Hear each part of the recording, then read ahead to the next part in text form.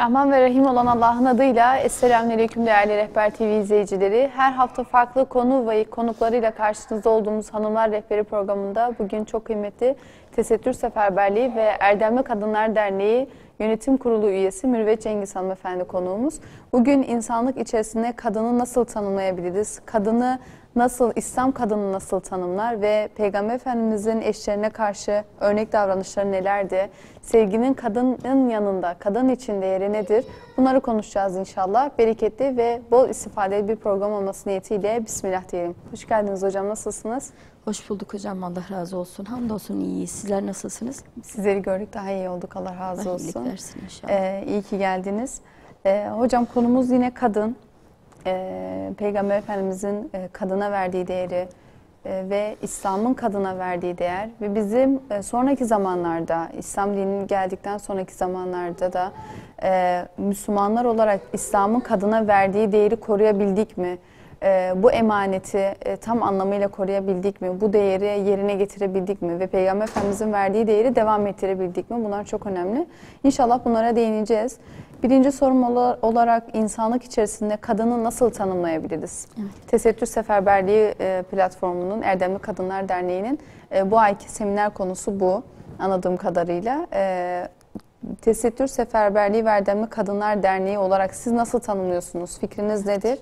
Buradan başlayalım inşallah. Yani, kadının şimdi her bir insan kadını farklı değerlendirir. Her kişi kadını kendi fikrine göre değerlendirir. Bizce kadın hem biyolojik hem psikolojik olarak Allah'ın kendisine özel ve nadide olarak yarattığı muhteşem bir varlıktır diyoruz. Hem ruhi olarak hem bedensel olarak nadide ve narin olarak yaratılmıştır. Bu yönüyle de özel bir varlıktır. Yani insanlık dairesi içerisinde. Yani kırılgan ama onarıcı, hassas ama hassas dengeler kuran bir varlıktır diyoruz. Hem hassaslığıyla hassas dengeler de kurabilen bir varlıktır.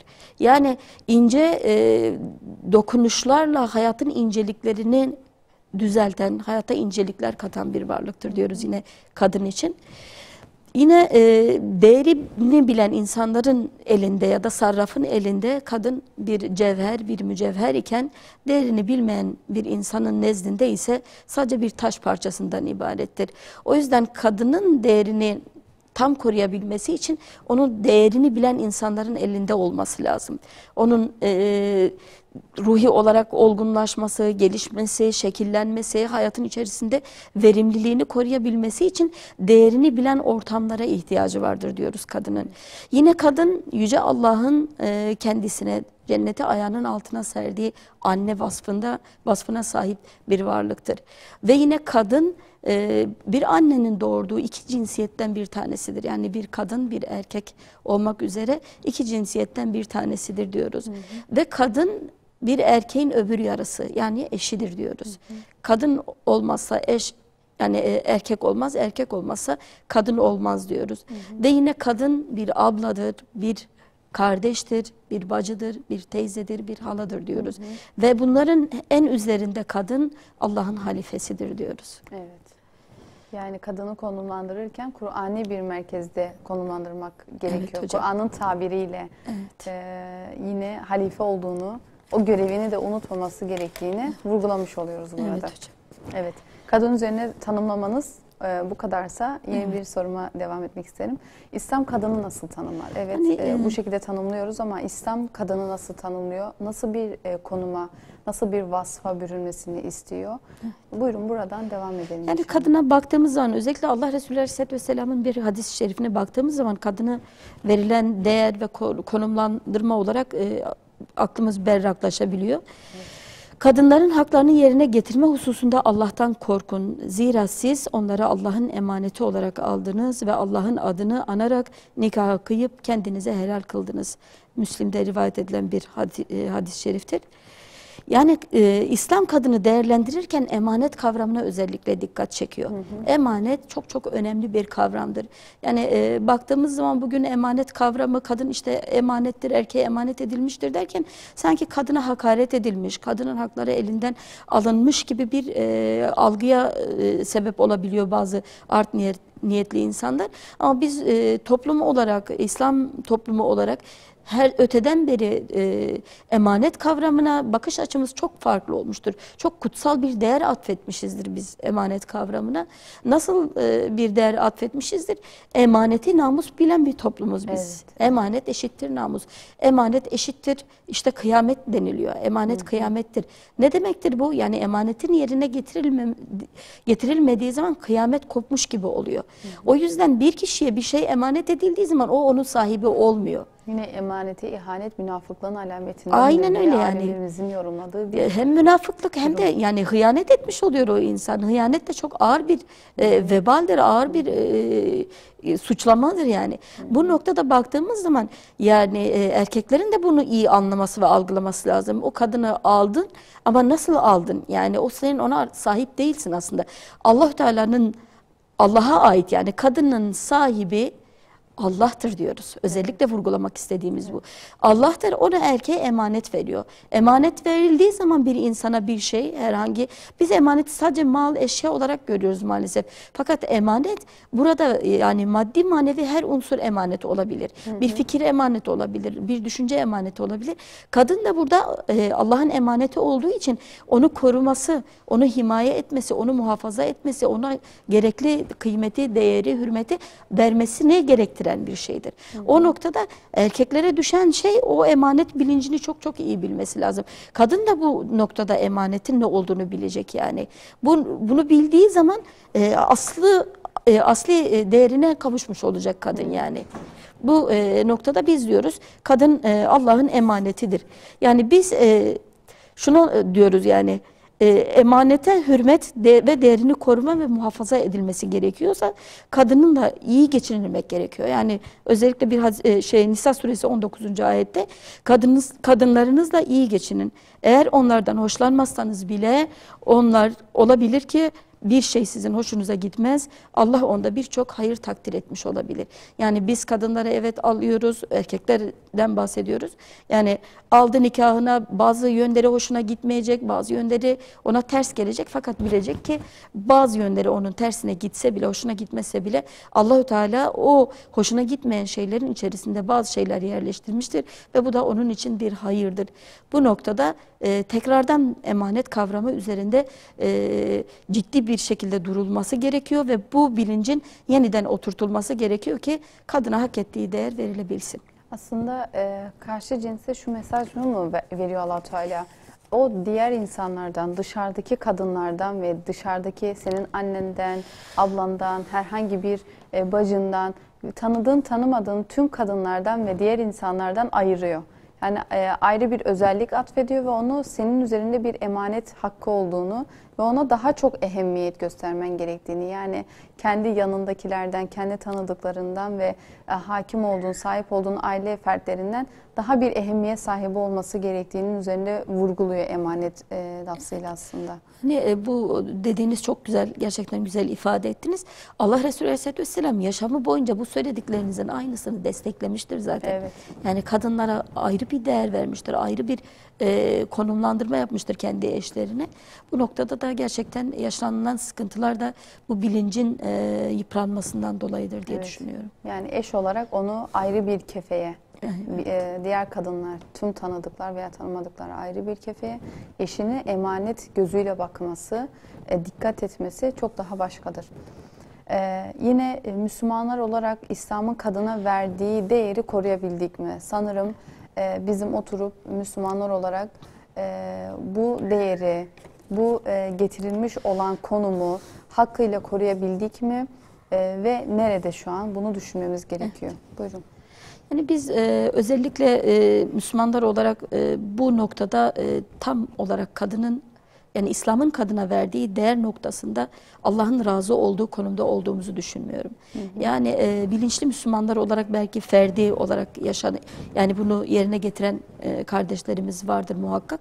Fakat biz genel olarak İslam toplumu olarak baktığımız zaman bunun biraz gerisinde kaldığımızı düşünüyorum. Zaten yani Allah Resulü Aleyhisselatü Vesselam'ın zamanında baktığımız zaman vahiy ile birlikte Yani Allah'ın emirleriyle ve kendi hadisleriyle, tavsiyeleriyle kadına apayrı bir değer biçmiştir. Sürekli tavsiyelerle işte sahabelerine, sonradan gelecek Müslümanlara kadınlar hakkında çok güzel tavsiyelerde bulunmuş. Onlara önem verilmesi gerektiğini, nazik davranılması gerektiğini, hayırlı davranması gerektiğini sürekli bunu dile getirmiştir ve yaşamı boyunca bu hassasiyeti korumuştur. O dönemlerde yaşayan sahabeler hep şey derler, yani bazı yerlerde geçiyor. Biz kadınlarımıza ters bir şey söylemekten korkardık. Ki Allah Resulü Aleyhisselatü Vesselam'ın kulağına gittiği zaman bize uyarı ve ikazda bulunur, bize kızar diye. Bu noktada maalesef korunamadı. Yani İslam'ın bizden uzaklaşması, hayatımızdan, sosyal hayatımızdan uzaklaşmasıyla, daha doğrusu bizim İslam'dan uzaklaşmamızla ve bilincin bizden uzaklaşmasıyla ne oldu? Bu bozulmadan kadın da payını aldı. Nasıl payını aldı? Yani yozlaştı. Birçok şeyde kendi heva ve hevesimize tabi olur olduk. Yani Allah'ın dediği nedir yerine benim isteğim ne? Artık keyfi muamelelere tabi olduk. Bu da ne yaptı? Kadın da bundan nasibini aldı. Yani miras hukukunda, eşler hukukunda, kadına davranış hukukunda, okutma noktasında, kadına işte mülkiyet hakkı tanınması konusunda birçok noktada insanlar kendi istediklerini yaptılar. Nefisleri kendilerine ne hoş gösterdiyse onu yaptılar ve onu yerine getirdiler. Bu noktada ne kadarı İslam'a uyuyor, ne kadarı uymuyor, bunun yerine daha çok menfaatleri gereği neyi gerektiriyorsa onu yerine getirdiler. Bu da maalesef kadının birçok alanda zulme uğramasına sebep oldu. Yer yer işte şiddete maruz kaldı, yer yer dövüldü, işte boşandı, işte yalnız bırakıldı, terk edildi. Bu da ne oldu? Kadını yeri geldi, hatta bir mal mesabesine düştü kadın yani. Artık eşi öldüğü zaman bir başkası ona sahip olabilir. Bu belki yani İslam toplumunun hakim olduğu yerlerde değil, İslam'dan uzaklaşan toplumlarda bu böyle oldu maalesef.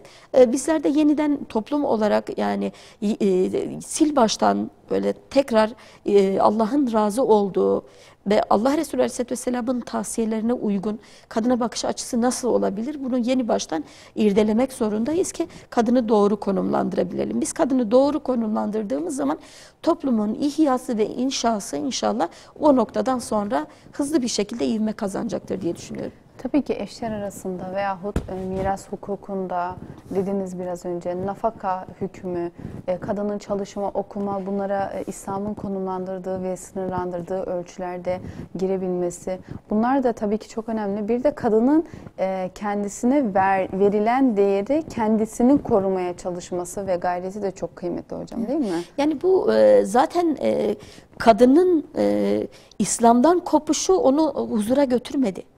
Yani şahsi ve ferdi olarak sizin dediğiniz gibi İslam'dan koptuğu zaman da huzuru bulmadı.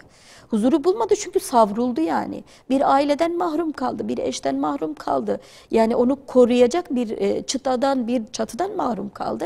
Bu da kadının yeni baştan İslam'a ne kadar muhtaç olduğunu irdelemesi noktasında acil bir şekilde kendine gelmesine bir vesile olmadı aslında. Ben nerede yanlış yapıyorum? Nerede yanlış yapıyorum ve nerede tekrar kendimi bulabilirim? Doğru bir kimliğe, kimlik tanımlanmasına ihtiyacı var kadının ki yeniden huzur ve mutluluğu yakalayabilsin yani. Bu da İslam'da olabilir yani. Kesinlikle. Ne kadar akımlar, göya kadın adına konuşan, kadını destekleyen veya onun üzerindeki haksızlıkları kaldıracağını vaat eden akımlar konuşuyorsa konuşsun, tek huzurun, kurtuluşun ve emniyetin, en önemlisi emniyetin İslam'da olduğunu kadının öncelikle kendisi bilmeli. Ve biraz önce dedik ya, İslam'ın kadına verdiği değeri koruyabildik mi? Önce kadın kendine verilen değeri ve konumun farkına varmalı ve bu değeri koruma üzerine gayrette bulunmalı. Her alanda olacağım, her şeyi yapabilirim, filanca kesim yapıyorsa ben de yaparım değil. İslam'ın izin verdiği kadarıyla, İslam'ın çizdiği sınırlar çerçevesinde her iş tabii ki yapılabilir ama ne kadar İslam'a uyuyor, ne kadar Müslüman kadın şahsiyetine uyuyor, duruşuna uyuyor, o temsiliyet babında ne kadar uyuyor diye düşünmesi gerekiyor. sosyalleşeceğiz, her şeyi yapacağız diye de çizgimizi, sınırımızı ve pergelimizin yönünü değiştirmememiz gerekiyor. Yani İslam'ı bilecek ki kendini bilecek. İslam'ın hükümlerini bilecek. Ona göre de İslam'ın kendisine tanıdığı hakları ve sınırları da bilecek yani. Evet, ve koruyacak. Peki kadını doğru tanımlayamamak ve doğru değerlendirememek toplumda hangi olumsuz sonuçları doğurmuştur? Evet. Şimdi biz tarih boyunca baktığımız zaman toplumlara, özellikle cahili toplumlara kadını konumlandırma noktasında ya ifrata düşmüşlerdir ya tefrite düşmüşlerdir. Bazı toplumlarda kadını melekleştirmiş, işte ilahlaştırmış, hatta tanrısal bir seviyeye getirmiş. Kimi toplumlarda da kadını şeytani bir seviyeye indirmişlerdir. Yani onunla yemek yenilmez, o kirlidir, kötü bir mahluktur gibi kötü bakış açıları da olabilmiştir. Kadını bu şekilde bakma yani Allah'ın razı olduğu bir bakış açısı değil. Evet. Kadın, Allah-u Teala onu nasıl vasfettiyse, nasıl değerlendirildiyse o şekilde bakılması lazım. Biz bugün kendi toplumumuza baktığımız zaman, yani içinde yaşadığımız bu zaman ve topluma baktığımız zaman yine kadını bu sefer farklı yönleriyle yine hakkını vermiyorlar aslında. Bu sefer farklı daha sinsi söylemlerle kadının hakkını yine elinden alıyorlar. Tabiri caizse gönüllü köle durumuna düşürdüler kadını. Nasıl oldu bu? Bu şu şekilde oldu. Yani özgürlük ve hürriyet kavramlarıyla kadının bütün haklarını elinden aldılar ve kadın hala kendini hür zannediyor, özgür zannediyor. Yani baktığımız zaman sen istediğini yapabilirsin. Az önce siz dediniz ya, yani kadın alanını bilmiyor, her şeyi yapabilirim, her alana gidebilirim diyor. Bunun böyle olması kadını sınırsız bir alana itti toplum içerisinde. Sınırsızlık da kadına mutluluk getirmedi maalesef. Evet. Mutluluk getirmedi. Niçin? Çünkü kullanıma açık hale getirdi. Çok affınıza sığınıyorum gerçekten. Çünkü yani art niyetli insanlar tarafından kullanıldı onun bu duygusal yönü. Kendini ispatlama, kendini işte kanıtlama amacıyla bu sefer farklı alanlara yönlendirildi. Yeri geldi çok basit bir yani nesnenin reklamı için kullanılan bir reklam Şir aracına ürünü, döndü. Yani ya da bir madde hükmüne konulmaya çalışıldı. Gerçekten yani. bir madde seviyesine indirgendi kadın. Oysa kadın değerliydi yani. Sen eşitsin, sen özgürsün. Bu sefer ne yapıldı? Kendi nefsani heva ve hevesleri uğruna kadını alana attılar ve bu kimin işine geldi? Heveskar ve kötü niyetli erkeklerin işine geldi. Yani feminist söylemler, feminist akımlar en çok kapitalizm çarkını döndürdü. Kadın bugün baktığımız zaman toplum içerisinde, özellikle dünya üzerinde kapitalist çarkın dönmesinde en ana dişli kadındır. Evet. Çünkü kadını hem bedeniyle, hem güzelliğiyle, hem sesiyle, hem ruhuyla, hem inceliğiyle, her yönüyle sömürdüler kadını. Sömürdüler ve kadından kendine arta kalan hiçbir şey kalmadı. Zaten burada akıllı bir kadın şöyle bir bakış açısına sahip olsa, bu yaptığım işten kim daha çok kazanıyor maddi olarak ya da kim daha çok beni alkışlıyor ve bundan yüzü gülen taraf kimse, o zaman kazanan odur. Yorulan, üzülen, yıpranan, tabiri caizse kendinden bütün değerleri vakfeden, veren yine kadın oluyor. Burada o zaman kazanan değil, kaybeden bir tarafta oluyor kadın. Yani kazananın yine onun üzerinden nemalanmaya çalışan, daha çok kazanmaya çalışan kapitalist sistemi, daha çok para kazanmaya çalışan sektörler, işler veyahut biraz önce bahsettiğiniz gibi akımlarda kimin daha çok alkışladığı, kimin daha çok ondan mal kazandığına kadının buradan bakması gerekiyor. Kimin daha çok sevindiğine bakması gerekiyor bu durumda. Yani erkeklerden bahsettik, kötü niyetli erkekler bir nikah akdi olmadan, yani bir mesuliyetin altına girmeden birçok kadından faydalanabildi bu şekilde. Hiçbir sorumluluğu almıyor. İstediği kadınla beraber oluyor, birlikte oluyor. Ondan sonra herkes kendi yoluna. Buradan ruhen inceliğinden bahsettik biz. Kadının incinen ve zarar gören, hem bedenen hem ruhen pörsüyen, yıpranan yine kadın oldu. Yani bugün özellikle medyaya baktığımız zaman, işte film sektörüne, diğerlerine belli bir yaştan sonra isminin ve simasının ortadan silinip gittiğine baktığımız zaman bu acı tablo daha çok belirginleşmiş oluyor. Yine kadının bu hale girmesinin sebebi de ne? Yani bu alanlara yönelmesi yahut da bu açgözlü, kirli niyetli insanların ağına düşme sebebi kadının aile içerisinde ve toplum içerisinde gerek yetiştiği aileden gerekse evlendiği zaman eşinden gerekli değeri görmediği zaman ve ruhen aç kaldığı zaman daha çok bu alanlara itilmiş oluyor. Bu noktada kadının doyurulması lazım yani. Gerektiği hürmeti, gerektiği saygıyı, hak ettiği yere konulduğu zaman bu insanların ağına düşmemiş oluyor. Yani bir Müslüman erkek başını iki dizinin arasına alıp düşünmeli bugün. Yani ben kadını, eşimi, kızımı, kız kardeşimi, annemi, akrabamı hak ettiği değerden mahrum bıraktığım zaman kimlere kapı aralıyorum? Kimlere kapı aralıyorum ve bu kimlerin işine geliyor? Yani ötede, orada, burada sinsi tuzaklar kurmuş olan akımlar var, ideolojiler var, dernekler var, işte lobiler var. Bunlar ne yapıyorlar? Sinsi bir şekilde kadının evinden uzaklaşması, küsmesi ve onların tuzağına düşmesini bekliyorlar. Biz bilinçli ya da bilinçsiz olarak eğer bu hak ettiği değeri vermezsek ve sevgi olarak, ilgi olarak kadını doyurmazsak tabiri caizse o kapıyı biz aralıyoruz ve onlara buyurun gelin diyoruz. Bu noktada akıllı bir erkek, bilinçli bir erkek, bir baba ne yapar? Bir eş bütün kapıları kapar ve bütün hak ettiği değeri kadına vermekle yükümlü olduğunu bilir yani. Çünkü evet kendisine hiçbir faydanın dokunmayacağı bir akıma, bir ideolojiye gönül vermiş bir kadının tabii ki de bir mahrumiyet yaşadığı veyahut istediği ilgiyi, sevgiyi, muhabbeti görmediği ki o açlığını, o yoksunluğunu bir yerlerde kapatmaya çalışıyor. Değil ki onlar mutluluk getirecek. Farklı sosyal medyada boy boy resim atmakla, saçma figürlerle, dans etmekle veyahut teşhirle mutluluğun gelmeyeceğini ve mutlu olmadıklarını onlar da biliyorlar. Ama bu yoksunluğu, içlerinde olan o İslamsızlığı aslında arayış içindeler. Yani gerçekten. O boşluğu, büyük bir boşluk var ve bunu kapatmaya çalışıyorlar. Burada kavam olan, Allah-u Teala'nın ayet-i kerimede kavam olarak bahsettiği erkek devreye girmeli. İşte bu baba olur, abi olur, kardeş olur, eş olur, evlat olur. Burada kendi faktörünü, kendi görevlerini o erkeğin unutmaması gerekiyor. Biz buradan onu görüyoruz öyleyse. Evet. Peki Resulullah'ın kadınların hakları konusunda uyarıları nedir? Yaptığı ve hayatı boyunca dikkat ettiği kadınlara karşı konuşma olsun, hitabet olsun, davranış şekilleri olsun bunlar nelerdir diye gireceğiz ama ondan önce bir kısa ara verelim inşallah. Sonrasında bu sorumuzdan devam edelim Allah nasip ederse. Evet, kısa bir aradan sonra tekrar buradayız efendim.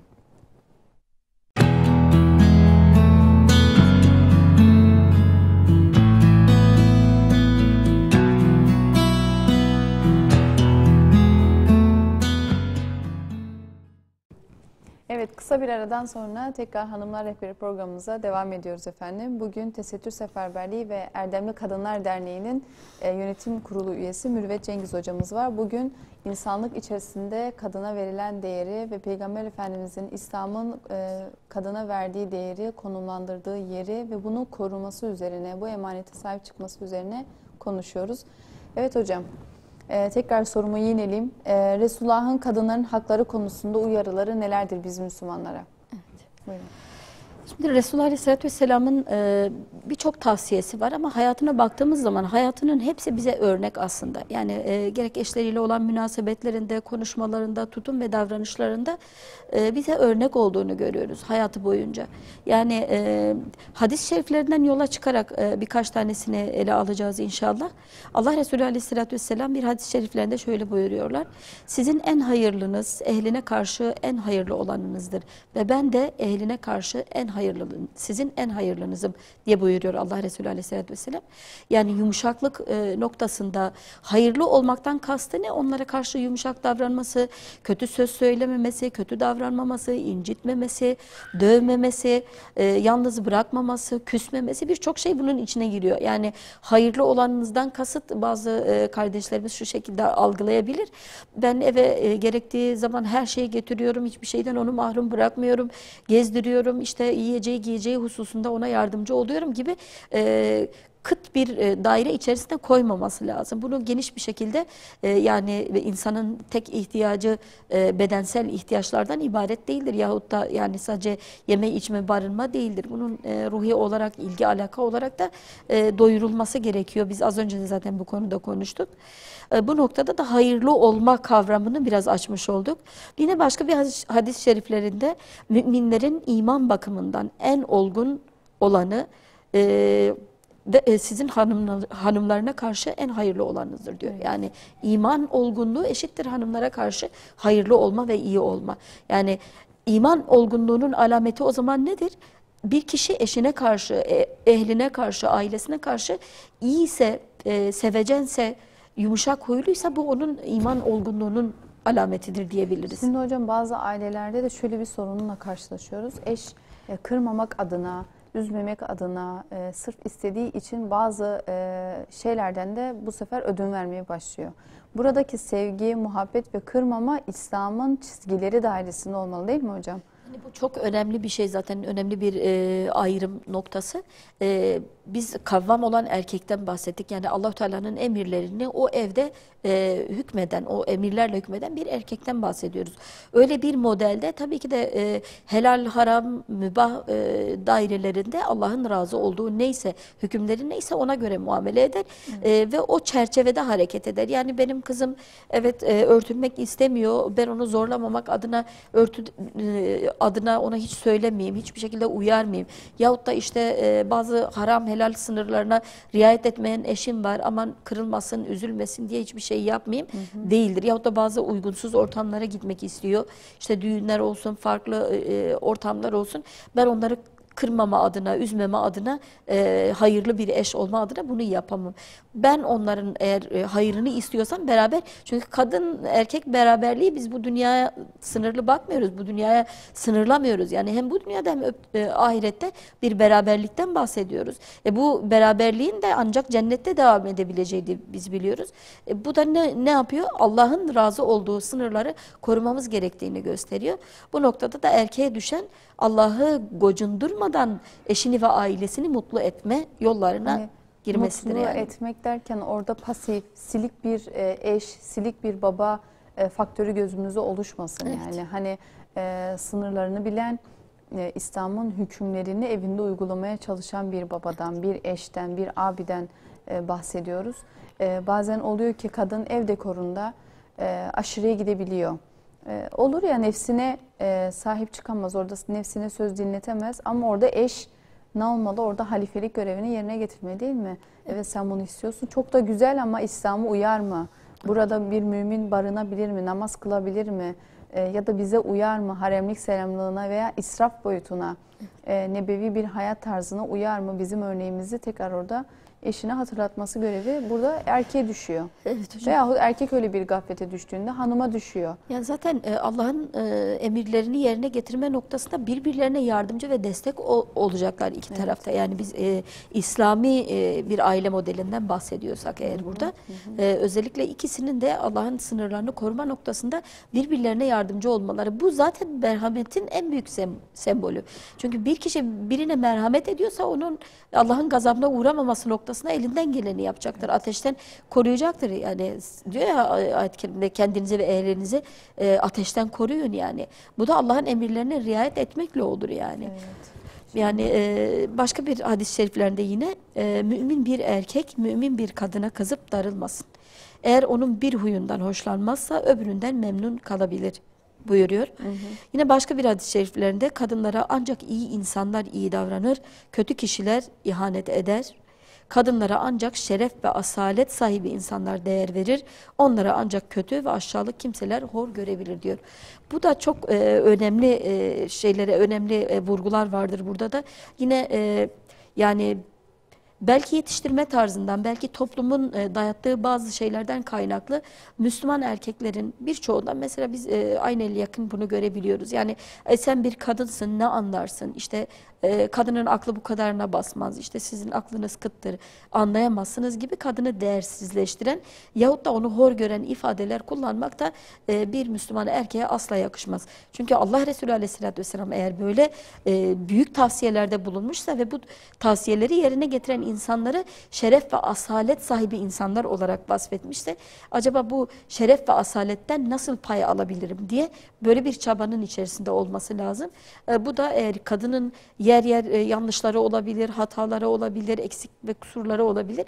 Bunları düzeltmek adına da kadına hakaret etmek, kadına küfür etmek, kötü muamelede bulunmak gibi kötü şeylere tevessül etmemesi lazım ki Allah Resulü Aleyhisselatü Vesselam'ın zaten men ettiği şeylerdir. O da yaşamı boyunca zaten gördüğü eksiklik ve kusurları ya susarak, ya erteleyerek ya da sonraki zamanda uygun bir dille ifade ederek düzeltmiştir. Hiçbir zaman kırıcı ve yani bozucu olmamıştır Allah Resulü Aleyhisselatü Vesselam. Evet. Peki Resulullah'ın eşlere karşı örnek davranışları nelerdir? Tabii ki biz hayatımızın her alanında Peygamber Efendimiz sallallahu aleyhi ve sellem örnek alırsak Allah'ın izniyle hiçbir noksanlık, hiçbir eksiklik ve huzursuzluk çıkmayacaktır. Ama hatırlatma babında tekrardan izleyenlerimize, hayatımıza geçirmeye belki vesile olur bu hatırlatmalarımızda. Örnek davranışları nelerdir diye devam edelim inşallah. Allah Resulü Aleyhisselatü Vesselam'ın hayatına baktığımız zaman gerçekten okumak bile insanı o kadar duygulandırıyor ki, çünkü siz bunun şu anki hayatta tezahürünü az görüyorsunuz. Yani gerçekten yer yer böyle duygulandığım oldu bunları okurken. Allah Resulü Aleyhisselatü Vesselam diyor, böyle eşlerinin yanına geldiği zaman selam verirdi. Yaklaşırdı onların yanına, omuzlarına dokunarak onlarla muhabbet ederdi. Bir dertleri olduğu zaman dertleriyle dertlenirdi. Yani onların hal hatırını sorar, dertleriyle dertlenir. Bir kederi olduğu zaman onları teselli ederdi. Bu kadar onlara karşı müşfikti yani. Yine baktığımız zaman Allah Resulü Aleyhisselatü Vesselam onlara karşı her zaman yumuşak davranmıştır. Yani kötü bir muamelede bulunmamıştır. Yine Hazreti Safiye annemiz, biliyorsunuz ailesi Yahudiydi, yani baba tarafı. Allah Resulü Aleyhisselatü Vesselam onunla evlendiği zaman işte onu alıp götürecek, devesine bindirdiği zaman uyukluyor Hazreti Safiye validemiz. Uyukladığı zaman sağa sola kafası çarpmasın diye yol boyu Allah Resulü Aleyhisselatü Vesselam onun elini okşuyor. Safiye, ey Huyey'nin kızı, uyuklama diye onu uyarıyor. Ve varacakları yere vardıkları zaman ona şöyle güzel bir hitapta bulunuyor. Diyor ki, keşke senin ailen, baban benimle savaşmasalardı, gerçekten çok üzgünüm. Onlarla savaştığım için çok üzgünüm. Onun gönlünü alacak sözler söylüyor ve Hazreti Safiye validemiz diyor ki, o ana kadar ondan daha nefret ettiğim kimse yok iken bir anda gözümde o kadar tatlı oldu ki diyor, ben onu çok sevdim. Çünkü benim gönlümü aldı yani. Gönlümü aldığı yol boyu bana güzel muamelede bulunması çok hoşuma gitti diyor. Yine baktığımız zaman Allah Resulü Aleyhisselatü Vesselam ile Hazreti Ayşe validemiz arasında çok böyle her okuduğumda hoşuma giden bir olay daha vardır. Hazreti Ayşe validemiz anlatıyor diyor, bir gün kapıdan çocuk ve insan sesleri geldi gürültülü bir şekilde. Allah Resulü Aleyhisselatü Vesselam, ey Ayşe koş gel gel dedi. Dedi, ben koşarak yanına gittim, gel bak diyor. Burada Habeşli biri oynuyordu, dans ediyor kapıda, dışarıda. Ben onun iki omuzu arasında diyor dayandım, böyle çenemi dayadım onun omuzuna, o şekilde baktım. Ben diyor dikkat ettim ki onun bacağı yoruluyordu, bir bacağını değiştirip öbür bacağını altına alıyordu. O kadar hoş bir tablodur ki gerçekten, yani ona ayağım yoruldu, bacağım yoruldu demiyor. Doydun mu diyor ey Ayşe, bıkmadın mı diyor. Hayır diyor, ben diyor onu deniyordum. Bana karşı muhabbeti de samimi mi değil mi diye. O şekilde onunla diyor böyle bir diyalogumuz oldu. Yine Hazreti Ayşe validemizle koşu yarışlarını biz biliyoruz. Tarihe geçmiş yani. Bazen Resulullah Aleyhisselatü Vesselam geçiyor, bazen Hazreti Ayşe validemiz geçiyor bu şekilde. Yine Hazreti Ayşe validemiz fıtrat gereği, yapı olarak kıskanç bir insandır. Hazreti Peygamberi Aleyhisselatü Vesselam'ı kıskanır da diyor, ben bir gece uyandığımda içime vesvese düştü, acaba beni bırakıp da diğer hanımlarına mı gitti diye diyor, elimi gezdirirken elim saçına değdi diyor. Allah Resulü Aleyhisselatü Vesselam onu yokladığımı fark ettiğinde, sana şeytan uğramış olmalı ey Ayşe dedi. Yani beni azarlamak, bana güvenmiyor musun? Yani şu anki bir erkekle kıyasladığımız zaman, ki kıyaslamak belki doğru değildir ama yani insani yönünden evet, o da bir insandı. Sen bana güvenmiyor musun, beni neyle suçluyorsun diyebilirdi. Fakat o kadar güzel bir şekilde, naif bir şekilde onu uyarıyor ki, sana şeytan uğramış olmalı ey Ayşe diyor. Ben diyor ondan sonra pişman oldum ve ondan özür diledim diyor. Yine yani bunun örnekleri o kadar çoktur ki O kadar çoktur ki Hazreti Sevde validemizle Hazreti Ayşe'nin bir diyaloğu var yine. Allah Resulü Aleyhisselatü Vesselam'ın yanında bir yemek pişirmiştir Hazreti Ayşe validemiz. Yemeği Sevde annemizin önüne koyuyor. Sevde annemize ye diyor. Sevde annemiz de yemek istemiyor. Ye diyor, yoksa yüzüne bularım diyor. Evet. Yemeyeceğim diyor. Israr edince Hazreti Ayşe validemiz alıp biraz eline onun yüzüne sürüyor. Onun yüzüne sürdüğünü görünce Allah Resulü Aleyhisselatü Vesselam diyor ki ey Sevde, yerinde olsam ben de onun yüzüne sürerdim. O da onun yüzüne sürünce böyle bir gülüşme, bir şakalaşma oluyor. Yani Allah Resulü Aleyhisselatü Vesselam hayatı içerisinde, ev halkı içerisinde tek düze duran, ciddi duran, gülmeyen, eğlenmeyen, eşleriyle şakalaşmayan, sürekli biz öyle algılıyoruz. Bazı Müslüman erkeklerin duruşuna baktığımız zaman aman şımarmasınlar, aman bizden yüz bulmasınlar, işte kız çocuğuna yüz vermez belli bir yaştan sonra. Kıza öyle bir mesafe koyar ki bazı kız çocuklarının babalarına dokunup babalarını öpmesi içinde bir ukde kalıyor. Evet. Bir yaştan sonra babaya asla dokunulmamıştır. Evet. Yazık, günah değil mi ya? Hele ilk çocuklarda yani yazık, günah değil mi? Küçüklerde biraz daha yaşlanmaya yakın olduğu için çocuklardaki o şey kalkar ama İlk çocuklar hep böyle mesafeli olurlar, utanırlar, çekinirler. Yani o da belki toplumun baskısı ama ciddi manada her neyin baskısıysa da bunun sünnete uygun olmadığını belirtmek istiyoruz. Allah Resulü Aleyhisselatü Vesselam torunlarını sırtına almış bir insandır. Hazreti Fatıma annemiz içeriye girdiği zaman ona yer gösteriyor kendi kızı, ona minderini veriyor. Yani ayağa kalkıp alnından öpüyor. Ona uğruyor seferlerden sonra, ona uğruyor, evine ziyaretlerde bulunuyor. Bütün bunlar Allah Resulü Aleyhisselatü Vesselam'ın yani eşlerine ve ailesine karşı, yani bırakın sadece kendi eşlerine, diğer Müslüman kadınlara da böyle yumuşak huyluydu. Bir şey dağıtılacağı zaman önce kız çocuklarından başlamasını söylerdi. Evet. Çünkü kız çocuğu hassastır yapı itibariyle. Bu kadar ince ruhlu bir peygamber Aleyhisselatü Vesselam, yani gerçekten biz onun hayatını okumada ve anlamada ne kadar gerideyiz yani. Herhalde bir hatırlatma tekrardan gerekiyor hepimize. Evet. Evet hocam. Sevginin kadının hayatındaki önemi nedir? Evet. Bence kadın sevgiyle, muhabbetle yaşayabilen, kendi huzurunu ve etrafında da gördüğü kadarından daha fazlasını yansıtan bir varlık netice itibariyle. Ne kadar sevgi görürse fazlasıyla cömert bir şekilde de gösterdiğini görebiliyoruz. Bunu gözlemleyebiliyoruz. Kız çocuklarımızdan da mesela onu anlıyoruz. Ne kadar sen ona güzel bir şey söylesen o da karşılığında muhakkak sana güzel söyleyecek bir şey buluyor. 3-4 yaşında bile dili açıldığında ne kadar güzel olmuşsun dediğinde sen de bunu ne güzel yapmışsın diye böyle hemen bir sevgi dilini kullanıyor. Hemen daha fazlasını verme meylinde. Bu cömertlik kadınlarda ve kız çocuklarımızda var.